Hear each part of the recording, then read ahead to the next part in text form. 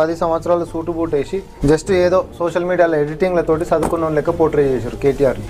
ప్రతిపక్షంలోకి వచ్చిన తర్వాత ఆయన చదువుకున్నటువంటి చదువు ఏందో, ఆయన సంస్కారం ఏందో, ఆయన భాష ఏందో, ఇంట్లో వాళ్ళ నాయనతోటి మాట్లాడే భాషను తీసుకొచ్చి ఇక్కడ బయట మాట్లాడతామంటే ఎట్లా?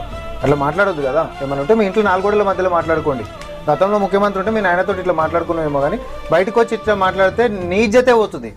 ఏం కాదు, జనాలు మొత్తం అందరూ చూస్తూనే ఉన్నారు ఏం మాట్లాడుతున్నారు, ఏమవుతుండ్రు, వీళ్ళేం అడుగుతావు, విలేకరులు ఏం అడుగుతావు, నువ్వేం జవాబులు ఇస్తున్నావు అన్ని చూస్తారు.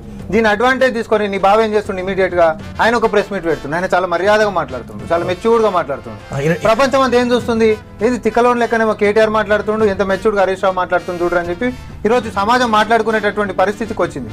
మిమ్మల్ని ఎవరో కాదు, చెల్లె కూడా కనీసం నీకు మర్యాద ఎందుకు ఇస్తలేదు, రాజకీయంగా నువ్వు పనికిరావని టీవీ ఛానళ్ళలో ఇంటర్వ్యూలలో ఎందుకు చెప్తుంది అని అంటే ఈ ఇమ్మెచ్యూర్డ్ స్టేట్మెంట్స్ తోటి రాజకీయంగా ఒక వ్యూహంతో మాట్లాడకుండా అడ్డగోలుగా నీ కోపాన్ని నువ్వు ఆపుకోలేక, నీ ఫ్రస్ట్రేషన్ని, నీ అక్కసును కక్కుతానంటే ప్రజాస్వామ్యంలో మరీ ముఖ్యంగా రాజకీయంలో కడుపులో దాచుకొని బయటకు ఇంకో లెక్క ఉండేటటువంటిదే ఎక్కువ ఉంటుంది. నాకు నచ్చినట్టు నేను వ్యవహరిస్తా, రాకుమారుడు లెక్క ఇంకా నేను కొనసాగుతానంటే మీ చెల్లెలేమో మిమ్మల్ని రాజకీయంగా పనికిరాదన్నారు అంటే ఇంచుమించు మూట కట్టింది.